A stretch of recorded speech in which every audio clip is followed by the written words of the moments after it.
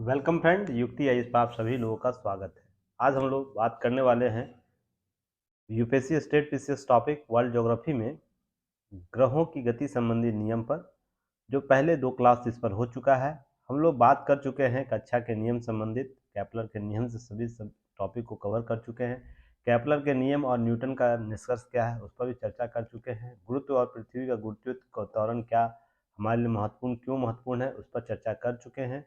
अब ग्रहों की गति पर आज हम लोग चर्चा करते हुए आगे सेशन को बढ़ाएंगे और देखेंगे क्या क्या इसमें सेगमेंट पूछे जा सकते हैं, किस प्रकार के प्रश्न कवर किए जा सकते हैं। तो लाइक शेयर सब्सक्राइब जरूर कीजिए, युक्ति इसको सपोर्ट कीजिए और इस बार कोड को स्कैन करके गूगल स्कैनर से, अपने गूगल स्कैनर से हमारे टेलीग्राम चैनल से जुड़ सकते हैं और डायरेक्ट युक्ति आईएएस टाइप करके टेलीग्राम चैनल पर भी हमें वहाँ पाइएगा तो हमसे जुड़ सकते हैं।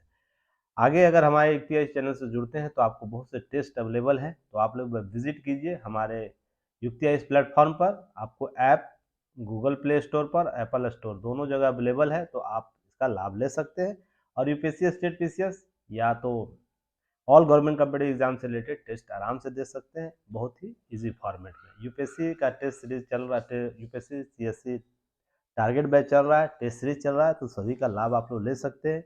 इसी तरह यूपी पीसीएस 2023 टारगेट बैच चल रहा है, उसका भी आप लोग लाभ ले सकते हैं और टॉपिक वाइज एमसीक्यू सीरीज है, उसे भी आप देख सकते हैं, विजिट कर सकते हैं। प्लेलिस्ट सभी का बना हुआ है, जाके वह विजिट करके देख सकते हैं। 69 यूपीएससी टारगेट बैच है, इसे भी आप लोग ज्वाइन कर सकते हैं, इसे का प्लेलिस्ट जाके देख सकते हैं।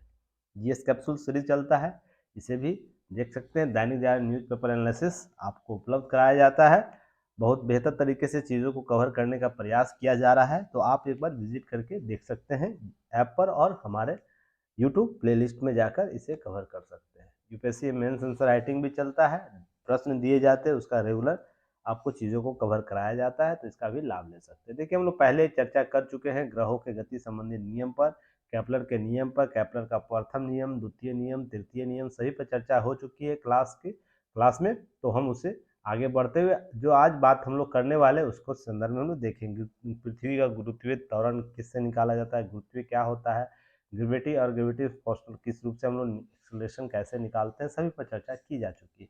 आज हम लोग बात करने वाले पृथ्वी का घूर्णन किस रूप से हम लोग को प्रश्न यहाँ से पूछे जाते हैं पीटी फैक्ट के तौर पर, उसे हम लोग आगे बढ़ते हुए आगे चर्चा करेंगे। तब तक पेन का कलर मैं तब तक चेंज कर लेता हूँ और उम्मीद करता हूँ कि आप सभी प्रीवियस ईयर क्वेश्चन को जरूर देखते होंगे और उसका लाभ ले रहे होंगे। बिना प्रीवियस ईयर क्वेश्चन को रिवाइज किए हुए अगर टॉपिक को पढ़ते हैं तो बहुत से मिसअंडरस्टैंडिंग हो जाएगा, अर्थात किस सीमा तक को टॉपिक को पढ़ा जाए ये सीमा आप नहीं निर्धारित नहीं कर पाइएगा, और किस टॉपिक पर है ना हमको इम्पोर्टेंट देना है इसके भी वैलिड को आप लोग नहीं समझ पाइएगा।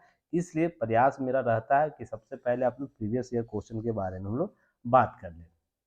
अगर पृथ्वी के घूर्णन गति के बारे में अगर बात की जाए तो कुछ चीज़ों को ध्यान रखना है, ठीक ना, उसके बाद हम लोग चीज़ों को कवर करेंगे। जैसे अगर हम पृथ्वी की आकार को पहले हम लोग देखेंगे, पृथ्वी का आकार देखेंगे पहले।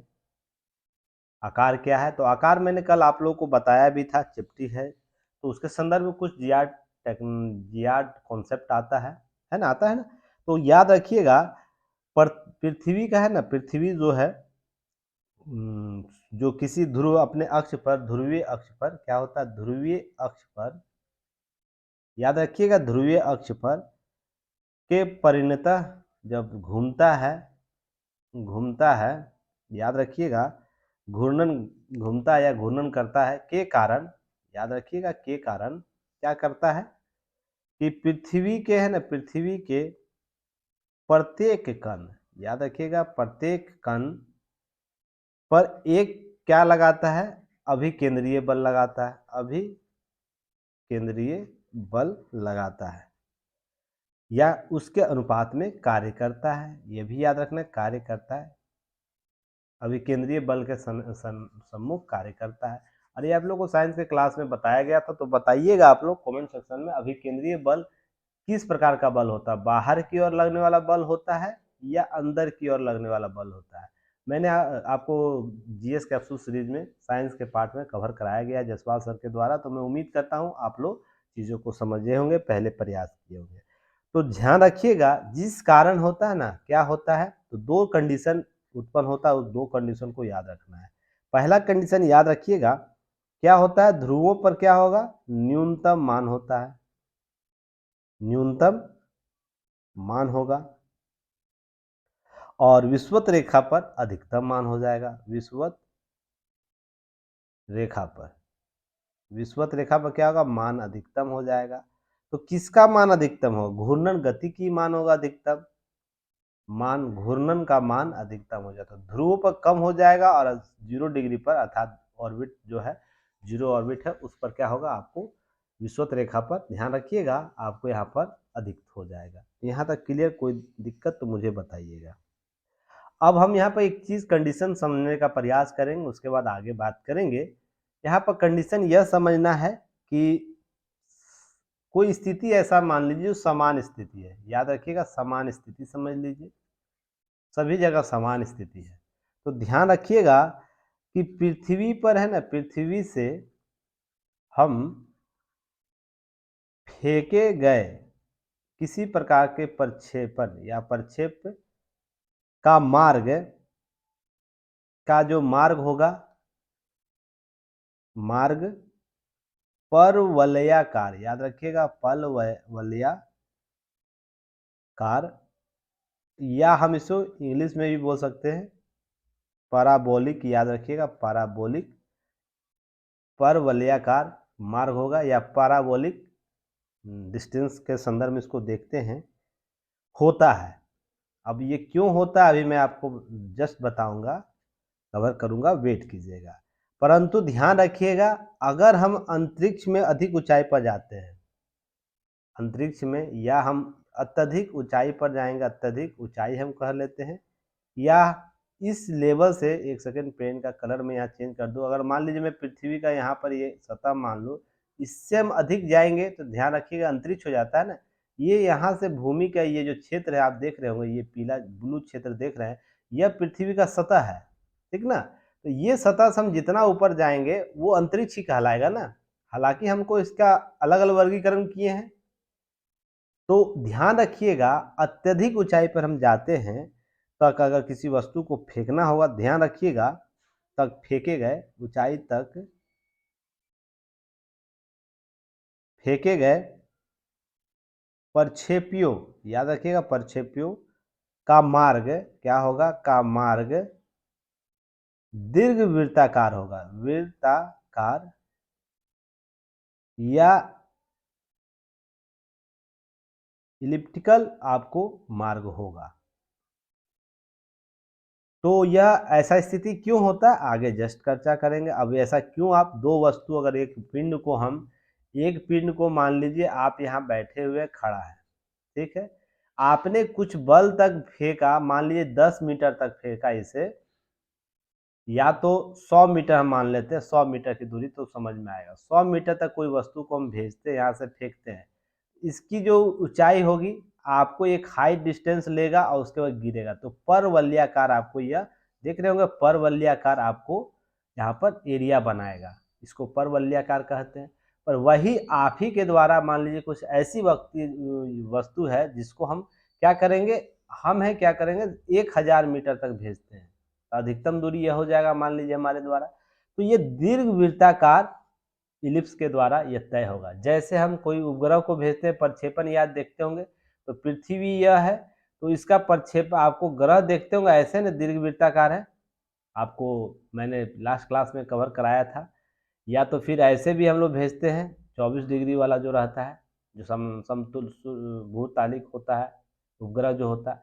तो ये जो दीर्घ वृत्तम अधिकतम दूरी तक प्राप्त करके न्यूनतम दूरी का जो कॉन्सेप्ट लेकर आता है, एक समय अधिकतम होगा, न्यूनतम होगा, एक समय अधिकतम दूरी होगा, तो इससे हम लोग दीर्घ वृत्ताकार के संदर्भ में देखते हैं। अभी सिंपल सा लॉजिक समझिएगा, उसके बाद आगे हम चर्चा करेंगे। तो यह क्यों हो जाता है, ये स्थिति समझने वाली बात है, ये बार बार आपको परेशान करेगा आगे एग्जाम में, या तो बहुत जगह आपसे अगर कहीं भी प्रश्न पूछ दे एक ज्योग्राफी में, अच्छा आप बताएं कि ऐसा स्थिति क्यों होता है, एक ही हम मान लीजिए कम दूरी का कोई वस्तु हम फेंकते हैं, एक मानव के द्वारा कम वस्तु का फेंका जाता है, तो वो क्या करता, आपको वो वलयाकार अर्थात परवलयाकार की कॉन्सेप्ट को लेता है। अर्थात अधिकतम जाएगा और न्यूनतम पहले भी जाएगा, बाद में भी न्यूनतम हो जाता है। पर कोई पिंड को हम ऐसे अधिकतम ऊंचाई तक भेजने के लिए प्रक्षेप यान का उपयोग करते हैं, ये दीर्घवृत्ताकार क्यों उपयोग करता है? तो ध्यान रखिएगा, इसके लिए आपको चीजों को समझना है। अब ये ऐसा क्यों होता है तो ध्यान रखिएगा, इसके लिए कुछ कारक है, कारक को याद रखना है। तो ध्यान रखिएगा, पहला कारक याद रखिएगा, पहला कारक है पृथ्वी की के जो केंद्र, पृथ्वी का जो केंद्र है, केंद्र से दूरी होना, दूरी में परिवर्तन होना पहला कारण है। दूसरा कारण आपको यह है कि पृथ्वी की जो त्रिज्या है, पृथ्वी की त्रिज्या याद रखिएगा, पृथ्वी की जो त्रिज्या है की तुलना में नगण्य होता है ना, नगण्य होता है। और कंडीशन है, तो इस दो स्थिति के कारण क्या होता है कि गुरुत्वीय जो शक्ति होगा, गुरुत्वीय शक्ति जो मैंने आप लोगों को कल क्लास में कवर भी किया था, गुरुत्वाकर्षण बल या गुरुत्वीय शक्ति जिसे हम लोग बोलते हैं, वो क्या होगा, एक समान लगेगा। तो ध्यान रखिएगा, परवलयाकार में ये कॉन्सेप्ट आपको देखने को मिल जाएगा, है ना। अगर हम भेजते हैं तो यहाँ क्या होगा, न्यूनतम दूरी है, त्रिज्या कम होगा, तो यहाँ पर एक समान क्या होगा, एक समान गुरुत्वाकर्षण बल लगेगा। तो ये आपको परवलयाकार के कॉन्सेप्ट को डेवलप करेगा। पर वही दीर्घवृत्ताकार में क्या होगा, इसकी त्रिज्या भी बढ़ जाएगी, परिवर्तन भी होगा, दूरी में परिवर्तित होगा, और यहाँ पर असमान रूप से गुरुत्वाकर्षण शक्ति भी प्रभावित होगी। तो ये कॉन्सेप्ट आपको ध्यान में रखना है। तो यह स्थिति क्या होगा, एक समान हो जाएगा तो क्या होगा, यह एक समान, ये दोनों कंडीशन अगर लागू होगा तो कोई भी पिंड को हम फेंकते हैं तो परवलयाकार के कॉन्सेप्ट को डेवलप करेगा, उसके आधार पर अपना प्रतिक्रिया करेगा या इस प्रकार से आचरण करेगा। तो आपको यह याद रखना है, या जब भी प्रक्षेपण यान कभी भी आपके इंटरव्यू के आसपास होगा तो ज्योग्राफी के संदर्भ में आपसे यह प्रश्न पूछा जा सकता है। अब याद रखिएगा, यही वस्तु को जब अधिकतम दूरी तक भेजते तो क्या होगा उसके साथ कंडीशन, तो उसको ध्यान रखना है। उसके लिए क्या क्या बातें की जा सकती है तो ध्यान रखना है। क्या ध्यान रखना है, चलिए एक सेकेंड होल्ड कीजिएगा।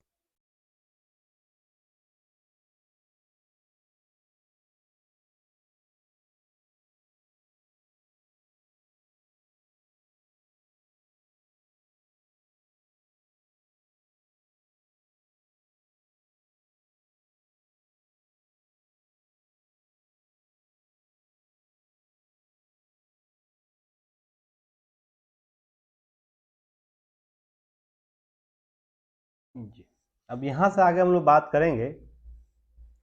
तो जब हम अधिकतम ऊंचाई की बात करेंगे तो ध्यान रखिएगा, अधिकतम ऊंचाई पर हम जाते हैं, अत्यधिक ऊंचाई पर हम लोग जाते हैं तो क्या होता है, अधिक ऊंचाई पर तो ध्यान रखना है, गुरुत्वाकर्षण जो बल होगा, इसमें जो ग्रेविटेशनल फोर्स लगेगा, गुरुत्वाकर्षण बल है ना, गुरुत्वाकर्षण बल जो लगेगा तो ध्यान रखिएगा, वो जो बल होगा वो क्या होगा, पृथ्वी के केंद्र से, पृथ्वी के जो केंद्र है का केंद्र के वर्ग के क्या होगा, व्युत्क्रमानुपाती घटता जाता है, व्युत्क्रमानुपाती रूप से क्या होगा, घटता जाता है ना। कैसे कि मान लीजिए पृथ्वी का यहाँ पर, पृथ्वी का सतह है, यहाँ पर कोई प्रक्षेपण यान अगर हम भेजते हैं तो उसका गुरुत्वाकर्षण शक्ति पृथ्वी क्या रहेगा, अधिकतम रहेगा। यहाँ पर जाएंगे तो इस ए पॉइंट पर बी पॉइंट के अनुपात में कम रहेगा, इसी तरह सी पॉइंट पर हम भेजेंगे तो क्या होगा, सी पॉइंट पर 1 अनुपात में सी में कम रहेगा। इसी तरह डी पॉइंट पर हम अगर किसी को भेजते हैं उपग्रह को पृथ्वी से, तो क्या होगा, इसका अनुपात कम होगा ना। जैसे जैसे दूरी बढ़ेगी उसके व्युत्क्रमानुपाती रूप से क्या होगा, उसका गुरुत्वीय त्वरण क्या होगा, घटता जाता है। तो यह कारण होता है दीर्घवृत्ताकार के संदर्भ में। तो यहाँ पर एक चीज को ध्यान रखना है। अब याद रखिएगा, इस परवर्ती बल के अंतर्गत ही इस प्रकार का जो बल उत्पन्न होता है, परवर्ती इसको बल हम लोग बोलते हैं, परवर्ती बल। इसी के अनुपात में क्या होता है, दीर्घवृत्ताकार आकृति जन्म लेता है और उसके संदर्भ में बातें की जाती है आगे हम लोग। अब हम लोग उपग्रहों की गति के बारे में चर्चा करेंगे। हालांकि इस मैप में दो तीन चीजें याद रखिएगा, थोड़ा सा मैप को भी आप लोगों को क्लियर कर देता हूं ताकि चीजें आप लोग समझ जाए। यहाँ पर देखिए एंगल दिया हुआ है, अप्रोक्स एंगल दिया हुआ है, ठीक ना। तो इसको अप्रोक्स मान के चलिएगा। एक्सिस हम देखते हैं, एक्सिस ऑफ रोटेशनल जो है आपको देख रहे हैं 23 डिग्री का है। तो अगर हम इसको 90 डिग्री ऑर्बिट पर राइट एंगल ऑर्बिट हम देखते हैं तो ध्यान रखिएगा, अगर हम केंद्र बिंदु से राइट एंगल और एक्सिस के बीच अगर कोण की दूरी बात करते हैं तो यह कितना होता है, 23 डिग्री 44। आपको ध्यान रखिएगा। यहाँ उसके बाद नॉर्थ मैग्नेटिक पोल जो हम बात करेंगे, ध्यान रखिएगा इसके अनुपात में जो आप लोग कोरिस्पोंडेंट बल देखते होंगे ना, बात करेंगे उसके आगे हम लोग साउथ ज्योग्राफिकल पोल के बारे में संदर्भ में सब पर चर्चा आगे की जाएगी। बस आपको ध्यान रखना, इस आकृति को आगे काम हम लोग करेंगे, इस पर चर्चा परिचर्चा की जाएगी। बस इस आकृति को ध्यान में रखना है, याद रखना है, ठीक है। कुछ कुछ चीजें वहां बात की गई थी। अब नेक्स्ट हम लोग बात करेंगे उपग्रहों की गति के बारे में, और ये बहुत ही इंपॉर्टेंट है क्योंकि जितने भी नासा है, इसरो है, या कोई भी अंतरिक्ष एजेंसी जो उपग्रह भेजती है, इसी थ्योरी पर काम करेगी और हमारे लिए जनजीवन को समान और आसान बनाती है प्रक्रिया को। तो ध्यान रखिएगा, इसके बारे में कुछ कुछ चीजों को ध्यान में रखना है। यहाँ पर DSP आपको सैटेलाइट मिल रहा होगा देखने को, HEO पैलोड आपको नजर आ रहा होगा, HU पैलोड नजर आ रहा होगा, जियो सैटेलाइट आपको नजर आ रहा होगा देखने को। तो ये सब क्या है हम लोग आगे चर्चा करेंगे, ये अलग अलग क्यों है, इसका आकृति देख रहे हो, जियो सैटेलाइट का देख रहे होंगे आकृति कुछ और है आपको। फिर HEO पैलोड का जो है आकृति, इसका घूर्णन जो देख रहे होंगे, पृथ्वी का घूर्णन जो रेखा है, जो जिस दिशा में वो घूमती है, वो भी अलग आपको नजर आ रहा था। ऐसा क्यों है, तो अभी हम लोग चर्चा करेंगे। बहुत सा कंफ्यूजन आप लोगों को नजर आता होगा इस कि कोई उपग्रह भेजा जा रहा है तो किसी को जियो सिक्वेंसिस आपको सैटेलाइट, जियो सैटेलाइट बोला जाता है, किसी को यो सैटेलाइट बोला जाता है, क्यों बोला जाता है, तो आ जाएंगे हम लोग चर्चा करेंगे। तो ध्यान रखिएगा, तो यहाँ पर कुछ चीजें ध्यान रखिए। उपग्रह दो प्रकार के होते हैं, एक प्राकृतिक उपग्रह, एक कृत्रिम उपग्रह, है ना। जैसे प्राकृतिक उपग्रह में पृथ्वी का उपग्रह क्या है, चंद्रमा है ना। ऐसे ही अन्य ग्रहों का पृथ्वी का चंद्रमा है, ऐसे ही मंगल का भी है, ऐसे ही आपको बृहस्पति का, ऐसे ही शनि का है, और भी उपग्रह के प्राकृतिक उपग्रह है। तो ध्यान रखिएगा। और कृत्रिम उपग्रह जो एजेंसियां, जो अंतरिक्ष एजेंसियां होती है, नासा हो, इसरो हो, या यूरोपियन कंट्री का हो, चीन का हो, जो कृत्रिम रूप से इस प्रकार के उपग्रह भेजते हैं ताकि पृथ्वी पर है ना कुछ जन सुविधाओं को उपलब्ध करा सके, इसको हम लोग कृत्रिम उपग्रह बोलेंगे। और यह देश के अंतरिक्ष एजेंसियों के द्वारा भेजी जाती है। तो एजेंसी जो होंगी वो प्राइवेट भी होती है और पब्लिक भी होती है। तो ध्यान रखिएगा, जैसे प्राइवेट कंपनी में जैसे एलन मस्क की कंपनी है, और भी हमारे देश में भी कुछ अभी हाल ही में आपको दैनिक जागरण न्यूज़पेपर एनालिसिस में कवर किया गया था, निजी कंपनी जो सैटेलाइट भेज रही है, उसका नाम आप लोग बताइएगा तो कमेंट सेक्शन में कितने लोगों को याद है। हमारे देश में भी निजी सैटेलाइट भेजने का कार्यक्रम शुरू हो गया है। तो पहले इस बैकग्राउंड में से जानिएगा, उसके आगे हम लोग चर्चा करेंगे, ठीक है, क्लियर। कोई डाउट हो तो मैसेज बॉक्स में जरूर कीजिएगा। अब देखिए, हम लोग बात करेंगे उपग्रह के संदर्भ में। उपग्रह का क्या है चाल, पहले उप की चाल के संदर्भ में लोग बात करेंगे, तभी आगे हर स्टेप बाय स्टेप चीज़ों को कवर करेंगे। जैसे ऑर्बिट क्या है, ऑर्बिट स्पीड क्या होता है, स्पीड ऑफ सैटेलाइट, ये क्या इंपॉर्टेंट है, क्यों इंपॉर्टेंट है, किस रूप से इसे देखना चाहिए, सभी पर चर्चा करें। जैसे देखिए कोई भी उपग्रह हो, कृत्रिम हो प्राकृतिक उपग्रह हो, पृथ्वी के चारों ओर, पृथ्वी पर ही हम बात करेंगे क्योंकि पृथ्वी समझने में आसान होगा। तो ऐसे अन्य ग्रहों पर भी भेजा जाता है, मंगल पर हम लोग भेजे हैं, शुक्र पर भी भेजने का प्रयास हमारे द्वारा किया जा रहा है, हालांकि नासा ने भेजा है। तो ध्यान रखिए अन्य ग्रहों पर हम लोग भेजते हैं, हाल ही में यूरेनस की भी चर्चा हो रही है, वहाँ भी भेजा जाएगा। तो ये सब चीज़ें ध्यान रखिएगा चीज़ों को। तो यहाँ पर यह ध्यान रखना है, पृथ्वी के हम समझने के लिए केवल पृथ्वी शब्द यूज कर रहे हैं ताकि आप लोग अच्छे तरीके से समझ सके। तो ध्यान रखिएगा पृथ्वी के चारों ओर, ध्यान रखिएगा चारों ओर, पृथ्वी के चारों ओर देखिए यहाँ पृथ्वी है, इसके चारों ओर ध्यान रखिएगा।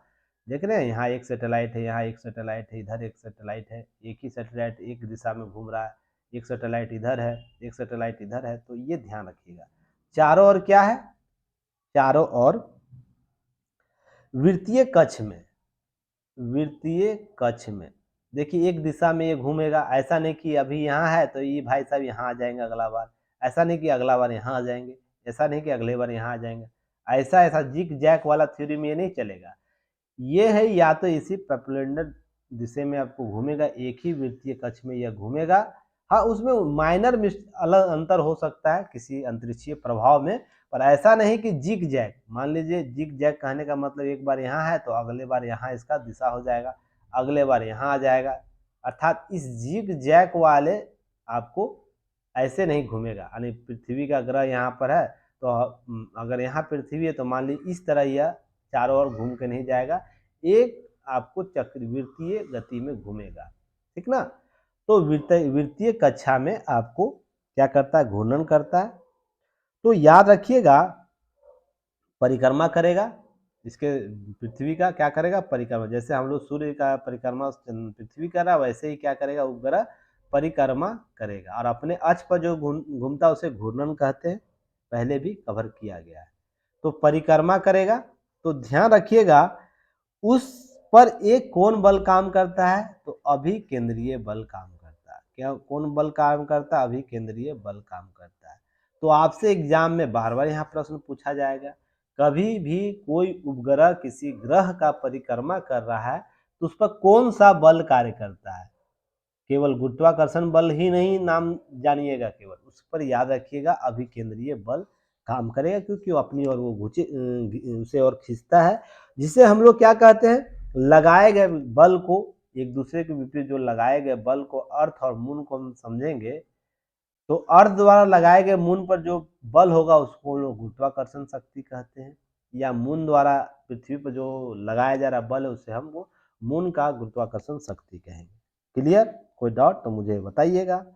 अब याद रखिएगा चाल को डिफाइन करने के लिए, मात्रा को डिफाइन करने के लिए कुछ चीजों को, टर्मिनोलॉजी को याद रखना है। क्या कि जो उपग्रह की चाल है ना, चाल किस पर डिपेंड करेगी, निर्भर किस पर करेगा, यह भी इंपॉर्टेंट है। किसी भी कृत्रिम या प्राकृतिक उपग्रह का चाल किस पर निर्भर करेगा, तो याद रखिएगा उसकी केवल किस पर निर्भर होगा, दूरी पर होगा, ऊंचाई पर, अर्थात पृथ्वी तल से उसकी, पृथ्वी तल से ऊंचाई कितनी है।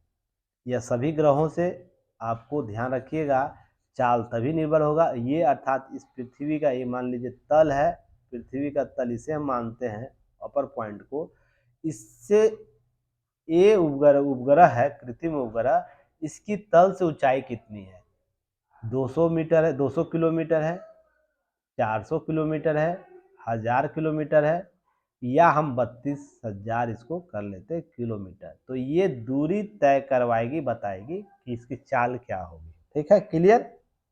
तो यहाँ पर चीजों को ध्यान रखिएगा। अब यहाँ पर उपग्रह पृथ्वी तल से जितना दूर होगा, एक कॉन्सेप्ट याद रखिएगा, तल से जितना दूर होगा,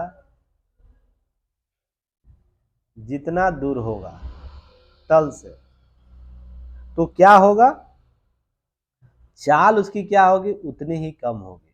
चाल क्या होगी, उतना ही कम होगा। तो इस अनुपात को आप लोग को ध्यान रखना है, दूरी जितना बढ़ती जाएगी चाल उसकी कम होती जाएगी। अब ध्यान रखिएगा एक नोट करके, अब उपग्रह का है ना, का द्रव्यमान है ना उसके चाल पर निर्भर नहीं करेगा, चाल पर कोई असर नहीं छोड़ता है, पर कोई असर नहीं छोड़ता है, असर नहीं छोड़ेगा। अर्थात द्रव्यमान कितना भी भारी हो, 100 केजी का भी हो या 1000 केजी का हो, 2000 केजी का हो या 5000 केजी का हो, इसके घूर्णन गति में है ना कोई परिवर्तन, चाल में परिवर्तन नहीं करेगा, क्योंकि इसकी दूरी पे डिपेंड करेगा यह। तो द्रव्यमान क्या है यह इंपॉर्टेंट नहीं होता है, उसके चाल पर कोई प्रभाव नहीं डालेगा। यह नोट करके याद रखना है, चीजें क्लियर हो जाए। यहाँ तक क्लियर, कोई दिक्कत हो तो मैसेज ड्रॉप कीजिएगा। नेक्स्ट हम लोग बात करेंगे परिक्रमण काल के संदर्भ में, है ना। अब यहाँ पे एक मैप है, इसको देखिएगा थोड़ा सा, इसको थोड़ा सा पिक्चर स्लाइड लाया गया, थोड़ा सा कलर में चेंज कर दूं पहले, उसके बाद समझाने का प्रयास करूंगा। ये देखिए पृथ्वी आपको है, यहाँ पर अनेक उपग्रह है, देख रहे होंगे, है ना। ऐसे उपग्रहों का जाल, असंख्य उपग्रहों का जाल हमारे पृथ्वी के चारों ओर है। गूगल सर्च कीजिएगा, आज आप लोग गूगल सर्च करना है सैटेलाइट अर्थ को, सैटेलाइट अर्थ को देखिएगा। तो कितने सैटेलाइट है देखिएगा, एक मकर जाल के समान, जैसे मकड़ी का जाल होता है ना, असंख्य धागे के तौर पर घूम रहा होगा, और उसके संदर्भ में चीजों को देखिएगा, समझ में आए कितने सैटेलाइट है।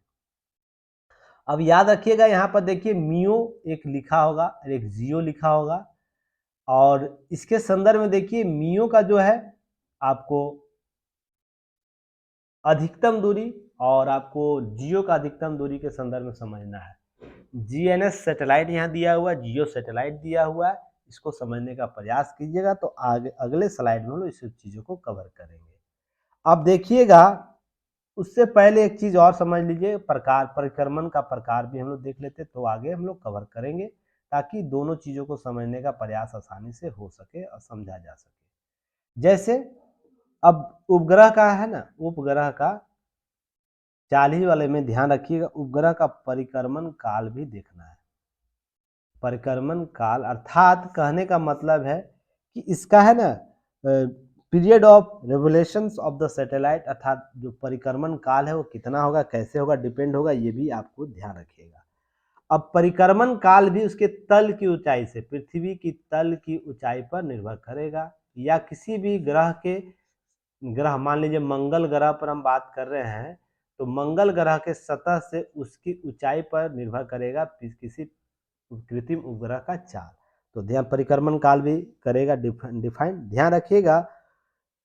पृथ्वी की तल से जितना उसकी दूरी होगी, उतना ही उसका परिक्रमण काल अधिक होगा। तल से जितना दूरी होगा, जितना दूरी होगा उतना ही क्या होगा, परिक्रमण काल भी उतना ही अधिक होगा। ये भी मैंने अभी आपको कॉन्सेप्ट बताया, तो इसे भी याद रखना है, केवल इन सब चीजों को ध्यान रखिएगा। पृथ्वी जो चंद्रमा के बारे में बात करूं, पृथ्वी से चंद्रमा मान लीजिए, चंद्रमा यहाँ मून है कितना किलोमीटर के आसपास, याद रखिएगा 3,84,000 किलोमीटर के आसपास है ना। तो पृथ्वी का एक परिक्रमण लगभग वो कितने दिनों में पूरा करता है, 29 दिनों में पूरा करता है। लगभग 29 दिनों में यह पूरा करता है, 29 दिन, तभी तो 30 दिन में 15-15 हाफ में हम लोग डिवाइड करते हैं, ध्यान रखिएगा। तो इस तरह क्या होता है कि इस तरह कुछ चीजों को ध्यान रखने की जरूरत है, जैसे कि अब यहाँ कैसे ये लोग कोई भी उपग्रह, कृत्रिम उपग्रह कैसे है ना, उपग्रह कृत्रिम उपग्रह कैसे है ना कक्षा में वर्गीकरण अपना रोटेशन करता है, उसको हम लोग देखेंगे कृत्रिम के प्रकार में। तो ध्यान यहाँ रखिएगा, क्या क्या चीजों को ध्यान रखना है। तो चलिए, कि 2 प्रकार के उपग्रह के चाल है, उसको ध्यान रखना है, जैसे कक्षा में है। तो क्या है उपग्रह के आपको प्रकार में, जैसे एक 2 उपग्रह कृत्रिम उपग्रह के प्रकार होंगे जिसको भेजा जाता है, जिसको संदर्भ को समझने की जरूरत है। पहला याद रखिएगा, एक सेकेंड, स्लाइड थोड़ा सा इधर उधर हो गया, पेन सेलेक्ट करने दीजिए। हाँ, पहला याद रखना है भूतुल्य कालिक उपग्रह, है ना। इसको हम लोग कहते हैं जियो सिक्रोनियस सैटेलाइट, याद रखिएगा। सैटेलाइट जिसे हम लोग क्या कहते हैं, जियो कहते हैं। अभी जियो उपग्रह का मैप आप लोग को दिखा रहा था ना, देखिए आपको सन संस्क्राइनिस आपको ऑर्बिट देखने को मिल रहा होगा, और एक जियो सर्कोनियस ऑर्बिट नजर आ रहा होगा। इसको हम लोग दो तरीके से देखते हैं, एक दूसरा है सूर्य तुल्यता, सौर या सूर्य भी इसको बोलते हैं, सूर्य या सौर, याद रखिएगा। अंतर कहीं नाम देखने को मिल जाए तो कंफ्यूज नहीं है। सूर्य तुल्य कालिक कक्षीय है ना उपग्रह, जिसको हम लोग क्या बोलते हैं, सन सिक्रोनियस, याद रखिए सिक्रोनियस आपको ऑर्बिट सैटेलाइट, है ना, याद रखिएगा सैटेलाइट आपको ये बोला जाता है। अब यह क्या है इसको हम लोग एक एक करके देखेंगे तो समझने का प्रयास करेंगे, ठीक है।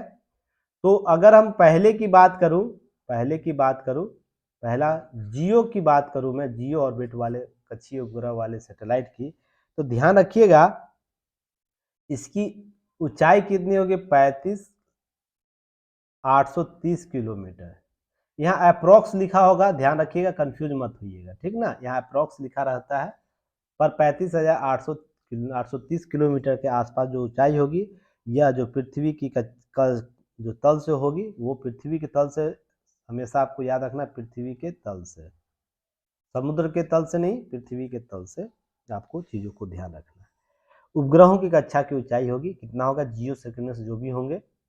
उसके नेक्स्ट याद रखना है इसमें कि यह कक्षा है ना वृत्ताकार होगा, इसका कक्षा जो होगा क्या होगा, वृत्ताकार होगा, वृत्ताकार होगा। देखिएगा वृत्ताकार आपको नजर आ रहा होगा, जियो का हम अगर ऑर्बिट की बात करें, वृत्ताकार नजर आ रहा है ना, वृत्ताकार कक्षा होगा। नेक्स्ट याद रखना है, अरे ये सब पीटी फैक्ट है, ज्यादा चीजों को समझने की जरूरत नहीं है। इसका परिभ्रमण काल क्या होगा, परिभ्रमण काल, तो याद रखिएगा काल यह होगा 24 आवर का होगा, 24 घंटा का होगा, जो पृथ्वी के घूर्णन काल के बराबर होगा, पृथ्वी के घूर्णन काल के बराबर होगा।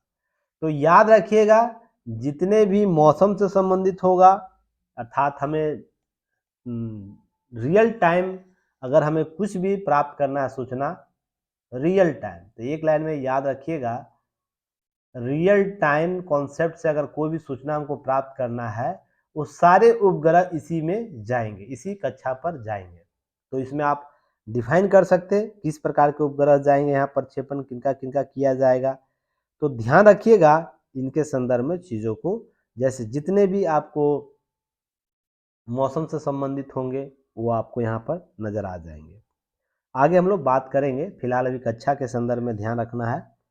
तो आगे हम लोग उपग्रह का जब हम देखेंगे कौन कौन से उपग्रह अभी तक भेजे गए हैं, तो कौन कौन से कक्षा में भेजे गए, इसकी भी चर्चा हम लोग करेंगे। नेक्स्ट याद रखिएगा, तो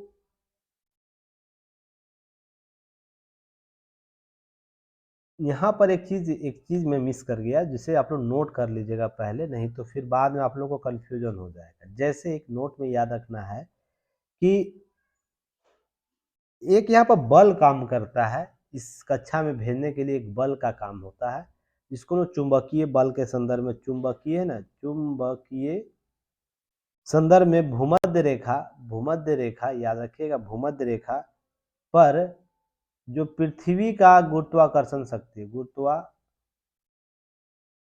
शक्ति है या बल है, जिसे हम लोग बोलते हैं शक्ति या बल, याद रखिएगा यह गुरुत्वाकर्षण शक्ति बल क्या करता है, यह अंतरिक्ष यान जो होंगे, अंतरिक्ष यान या उपग्रह, जो भी अंतरिक्ष यान या उपग्रह भेजे जाते हैं को भेजने के लिए ना क्या करेगा, कम ऊर्जा की खपत करनी पड़ती, क्योंकि यह 24 आवर के संदर्भ में जिस तरह घूर्णन पृथ्वी का घूर्णन है उसी दिशा में यह घूमेगा, इसलिए पृथ्वी के गुरुत्वाकर्षण शक्ति का ही बल ये प्रयोग कर लेता है। इसलिए आपको याद होगा चंद्रमा पर हम लोग जब मून मिशन भेजे थे, प्रथम मून मिशन हमारा पृथ्वी यहाँ है, चंद्रमा यहाँ है। तो याद रखिएगा चंद्रमा पर जब हम लोग मून मिशन भेजे थे तो इसके उपग्रह से हम लोग ऐसे भेजे थे, याद है। हम लोग गुरुत्वाकर्षण शक्ति का प्रयोग करते हुए, अगर मूवी देखे होंगे आप लोग तो आप देखे होंगे हमारे गुरुत्वाकर्षण शक्ति का प्रयोग करते हुए हम इस कक्षा का प्रयोग करते हुए हमने उसके चंद्रमा के कक्षा में प्रवेश करवाए थे। आप लोग मूवी देखेंगे तो ध्यान में होगा, या तो जाके आप सर्च कीजिएगा देखिएगा। तो यह क्या करता है, ऊर्जा कम खपत कर देता है, तो इसके याद रखिएगा। हमारा है ना धन का बचत कर देता है। यह सबसे इंपॉर्टेंट इसका फैक्टर है जियो सैटेलाइट भेजने का, सबसे लाभ होता है। अब याद रखिएगा कुछ चीजों को, जैसे इसके बाद कालिक उपग्रह आपको नजर आता होगा। और दैनिक जागरण न्यूज़पेपर एनालिसिस मैंने इस पर चर्चा भी किया था, अगर आप लोगों को याद होगा। सभी उपग्रह पर मैंने चर्चा कर दिया हूं पहले। कालिक उपग्रह जो होंगे, ऑर्बिट उपग्रह जो होंगे, याद रखिए उपग्रह जिसके हम लोग क्या बोलते हैं, जिसको हम लोग सन सर्कुनियस बोलते हैं, SUNSY, याद रखिएगा सन सर्कुनियस। उसको ध्यान रखना, उसके लिए कुछ कुछ बातों को याद रखिएगा। यह उपग्रह ध्रुवीय कक्षा वाले होते हैं, अर्थात ध्रुवीय कक्षा वाले होंगे। कहने का मतलब नॉर्थ या साउथ पोल वाले कक्षा से गुजरेंगे। देखिएगा यहाँ पर जियो सर्कुनियस आपको देखने को मिल रहा होगा। एक कक्षा ऐसे घूम रहा है, एक कक्षा ऐसे घूम रहा है, पोलर ऑर्बिट हम लोग कहते हैं। या तो लेफ्ट भी जा सकता है या राइट भी जा सकता है, इसको ध्यान रखना। पर ये जाएगा नॉर्थ पोल से या तो साउथ पोल से ही जाएगा। इसको हम लोग सूर्य तुल्य तालिक उपग्रह कहते हैं। ध्यान रखिएगा, आपको इसको समझने के लिए जरूरत होगा आपको, इसलिए कि यहाँ पर कुछ चीजों को समझना है। जैसे यह पृथ्वी के धरातल से लगभग कितने किलोमीटर के आसपास होंगे, लगभग ये 500 या 600 भी हो सकते हैं। 500 600 से लेकर 1100 1100 के आसपास होंगे, है ना। पर अप्रोक्स बात बोला जाए तो 500 से लेकर 1100 किलोमीटर, 1000 किलोमीटर के आसपास होंगे इनकी दूरी होती है। यह इस कक्षा पर घूमते हैं। अब याद रखिएगा, आपको मैंने बताया नॉर्थ साउथ से ये गुजरेगी।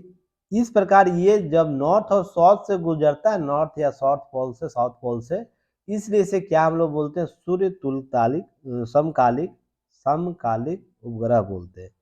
अर्थात जो है ना पृथ्वी, सूर्य एवं पृथ्वी को मिलाने वाली जो रेखा है सभी मौसमों में एक निश्चित कोण बनाती है। अर्थात जो कक्षीय प्लेन कहलाता है, कक्षीय प्लेन इसके संदर्भ में प्लेन कहलाता है। वो क्या होता है, जो सूर्य सन या अर्थ, याद रखिएगा सन या अर्थ, सन या अर्थ को मिलाने वाले, याद रखिए को मिलाने वाली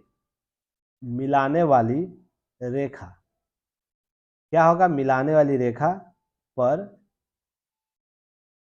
सभी मौसम, याद रखिएगा सभी मौसम एक निश्चित कोण बनाएगा, एक निश्चित कोण बनाता है। तो इसे नोट करके याद रखिएगा। कक्षीय प्लेन अगर पूछ दिया जाए तो ध्यान रखिएगा, जितने भी दूर संवेदी उपग्रह है जिसे हम लोग IRS कहते हैं, IRS हम लोग उपग्रह बोलते हैं ना, अगर इसरो के संदर्भ में बोले, भारतीय सुदूर संवेदी उपग्रह इसी कक्षा में भेजे जाएंगे। इसे आप लोग को ध्यान में रखना है। अब 2-3 चीजों को ध्यान में रखना है, कवर करना, उसके बाद आज का क्लास समाप्त करेंगे। उसके बाद हम लोग आगे बात करेंगे कुछ चीजों को। जैसे अगर बात किया जाए,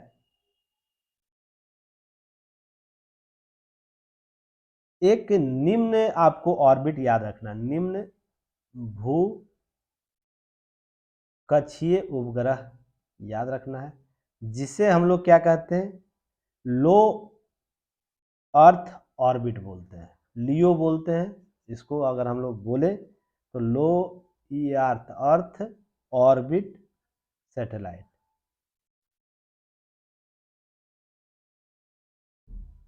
ठीक ना, लो बोलते हैं। जो है क्या होगा, 200 से लेकर 600 किलोमीटर ऊंचाई पर अंडाकार, याद रखिएगा अंडाकार अंडाकार कक्षा में परिवर्तन आपको परिक्रमण करेगा। और ध्यान रखिएगा नोट करके, वर्तमान में बहुत से उपग्रह है ना, उपग्रह इसी कक्षा में भेजे जा रहे हैं, लो ऑर्बिट पर, क्योंकि आपको मौसमी जानकारी प्राप्त करनी, बहुत सी चीज़ों को जानकारी प्राप्त करनी है, तो और भी दूर संवेदी उपग्रह प्राप्त करनी है, डाटा संग्रह करना है, तो यहाँ पर लो ऑर्बिट कक्षा में भेजी जाती है। इसको थोड़ा सा कवर करना आप लोगों को। एक है दीर्घवृत्ताकार अर्थात लॉन्गर एलिप्टिकल ऑर्बिट सैटेलाइट इसको बोलते हैं।